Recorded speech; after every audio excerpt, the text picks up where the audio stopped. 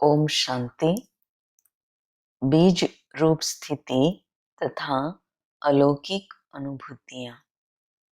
बीज रूप शिव बाबा बिंदु आत्माओं के प्रति बोले, आवाज से परे रहने वाला बाप आवाज की दुनिया में आवाज द्वारा सर्व को आवाज से परे ले जाते हैं।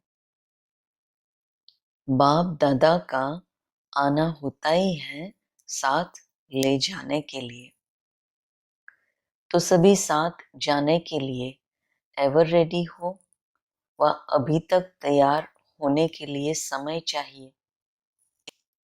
साथ जाने के लिए बिंदु बनना पड़े और बिंदु बनने के लिए सर्व प्रकार के बिखरे हुए विस्तार अर्थात अनेक शाखाओं के वृक्ष को बीज में समाकर बीज रूप स्थिति अर्थात बिंदु में सबको समाना पड़े। लौकिक रीति में भी जब बड़े विस्तार का हिसाब करते हो तो सारे हिसाब को समाप्त कर लास्ट में क्या कहा जाता है, कहो शिव अर्थात बिंदी।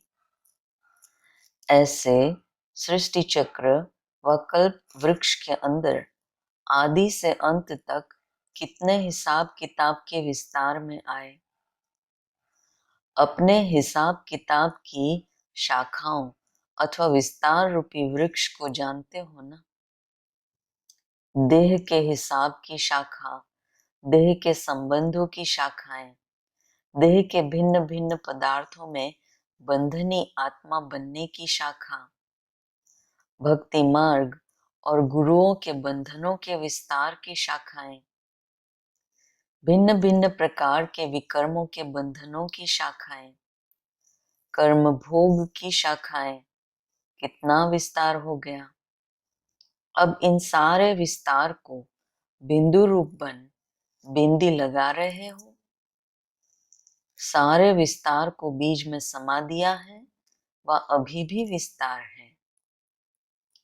इस जड़जड़ीभूत वृक्ष की किसी भी प्रकार की शाखा रह तो नहीं गई है। संगम युग है ही पुराने वृक्ष की समाप्ति का युग। तो हे संगम युगी ब्राह्मणों, पुराने वृक्ष को समाप्त किया है। जैसे पत्ते पत्ते को पानी नहीं दे सकते, बीज को देना अर्थात सभी पत्तों को पानी मिलना। ऐसे इतने 84 जन्मों के भिन्न भिन्न प्रकार के हिसाब किताब का वृक्ष समाप्त करना है। एक एक शाखा को समाप्त करने का नहीं। आज देह के स्मृति की शाखा को समाप्त करो और कल देह के संबंधों की शाखा को समाप्त करो।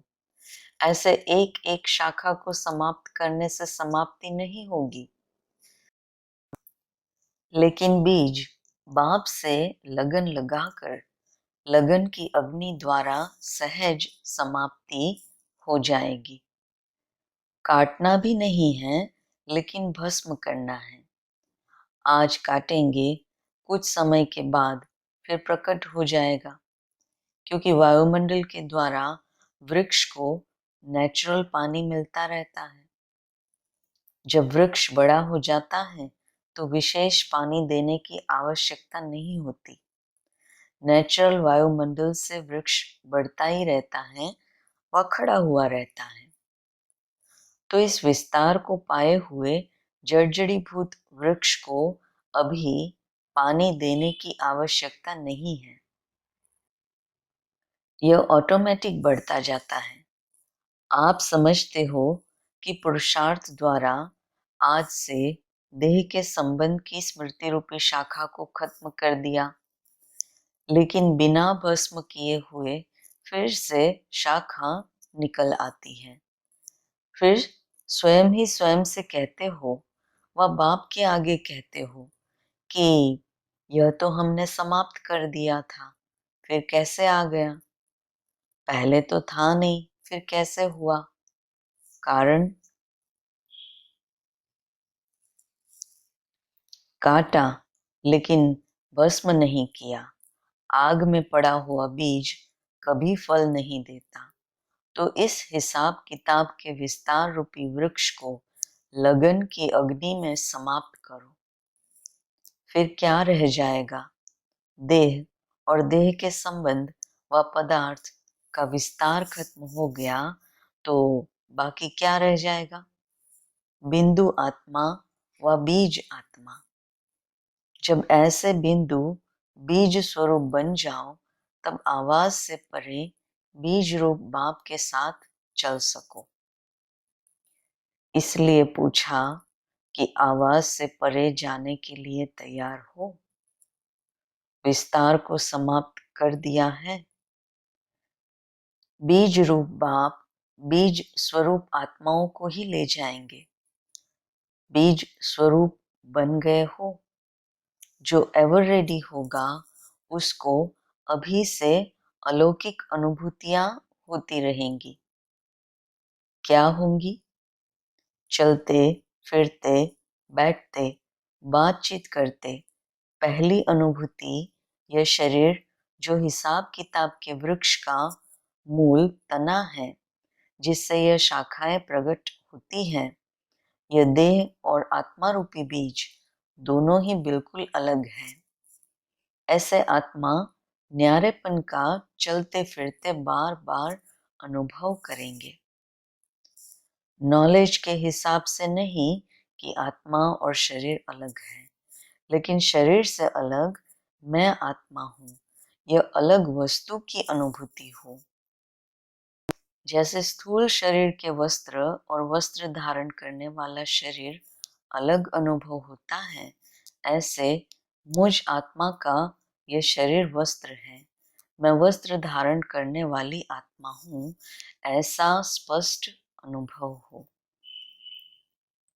जब चाहे इस देह भान रूपी वस्त्र को धारण करे, जब चाहे इस वस्त्र से न्यारे अर्थात देह भान से न्यारे स्थिति में स्थित हो जाए, ऐसा न्यारेपन का अनुभव होता है।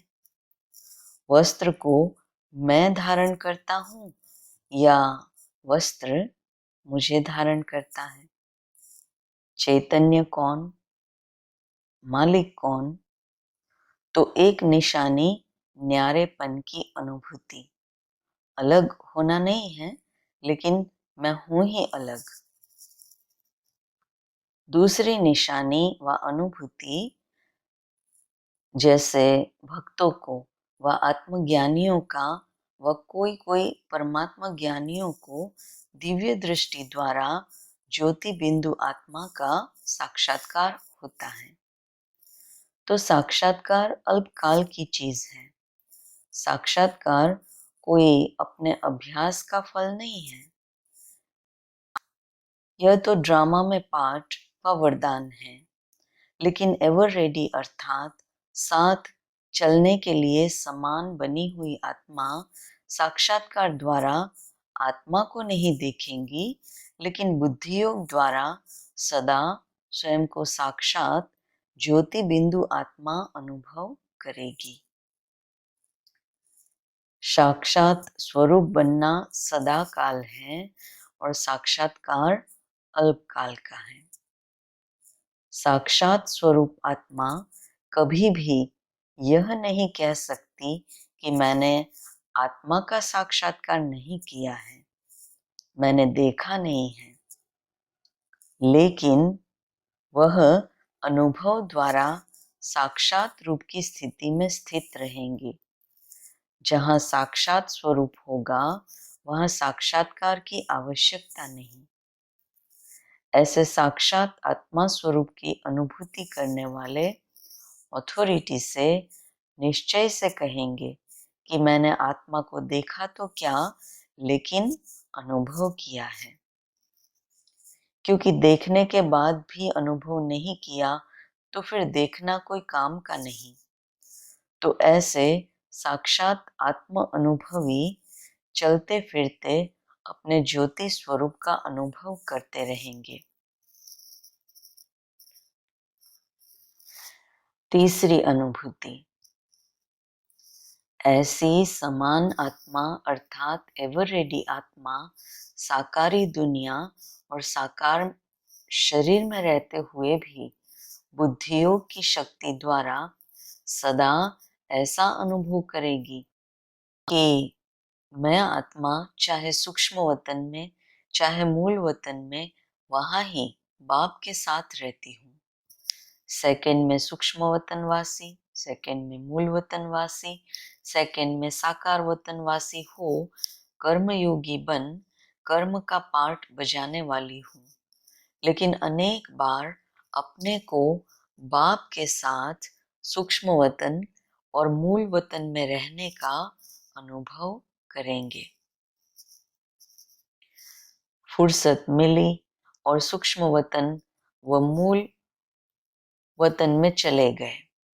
ऐसे सूक्ष्म वतनवासी मूल वतनवासी की अनुभूति करेंगे जैसे कार्य से फुर्सत मिलने के बाद घर में चले जाते हैं। दफ्तर का काम पूरा किया तो घर में जाएंगे व दफ्तर में ही बैठे रहेंगे। ऐसे एवरेडी आत्मा बार बार अपने को घर के निवासी अनुभव करेंगी, जैसे कि घर सामने खड़ा है, अभी अभी यहाँ अभी अभी वहां। साकारी वतन के कमरे से निकल मूल वतन के कमरे में चले गए। और अनुभूति ऐसी समान आत्मा बंधन मुक्त होने के कारण ऐसे अनुभव करेंगी जैसे उड़ता पंछी बन ऊंचे ते ऊंचे उड़ते जा रहे हैं और ऊंची स्थिति रूपी स्थान पर स्थित होते अनुभव करेंगे कि यह सब नीचे है, मैं सबसे ऊपर हूँ। जैसे विज्ञान की शक्ति द्वारा स्पेस में चले जाते हैं तो धरनी का आकर्षण नीचे रह जाता है और वह स्वयं को सबसे ऊपर अनुभव करते और सदा हल्का अनुभव करते हैं। ऐसे साइलेंस की शक्ति द्वारा स्वयं को विकारों की आकर्षण व प्रकृति की आकर्षण सबसे परे उड़ती हुई स्टेज अर्थात सदा डबल लाइट रूप अनुभव करेंगे। उड़ने की अनुभूति सब आकर्षण से परे ऊंची है, सर्व बंधनों से मुक्त है। इस स्थिति की अनुभूति होना अर्थात ऊंची उड़ती कला व उड़ती हुई स्थिति का अनुभव होना। चलते फिरते जा रहे हैं, उड़ रहे हैं, बाप भी बिंदु मैं भी बिंदु, दोनों साथ साथ जा रहे हैं। समान आत्मा को यह अनुभव ऐसा स्पष्ट होगा जैसे कि देख रहे हैं। अनुभूति के नेत्र द्वारा देखना दिव्य दृष्टि द्वारा देखने से भी स्पष्ट है, समझा? ऐसे तो विस्तार बहुत है, फिर भी सार में थोड़ी सी निशानियां सुनाई। तो ऐसे एवर रेडी हो अर्थात अनुभवी स्वरूप हो, साथ जाने के लिए तैयार हो ना, या कहेंगे अभी अर्जुन यह रह गया है। ऐसी अनुभूति होती है वह सेवा में इतने बिजी हो गए हो जो घर ही भूल जाता है। सेवा भी इसलिए करते हो कि आत्माओं को मुक्ति व जीवन मुक्ति का वर्षा दिलावे। सेवा में भी यह स्मृति रहे कि बाप के साथ जाना है, तो सेवा में सदा अचल स्थिति रह सकती है। सेवा के विस्तार में सार रूपी बीज की अनुभूति को भूलो मत। विस्तार में खो नहीं जाओ। विस्तार में आते स्वयं भी सार स्वरूप में स्थित रह और औरों को भी सार स्वरूप की स्थिति की अनुभूति कराओ, समझा? अच्छा, ऐसे सदा साक्षात आत्मस्वरूप के अनुभवी मूर्त सदा सर्व हिसाब किताब के वृक्ष को समाप्त कर बिंदी लगाए बिंदी स्वरूप में स्थित रह बिंदु बाप के साथ सदा रहने वाले अभी अभी कर्मयोगी अभी अभी सूक्ष्म वतनवासी, अभी अभी मूल वतनवासी, ऐसे सदा अभ्यासी आत्मा, सदा अपनी उड़ती कला का अनुभव करने वाली आत्मा, ऐसे बाप समान एवर रेडी आत्माओं को बाप दादा का याद प्यार और नमस्ते। ओम शांति।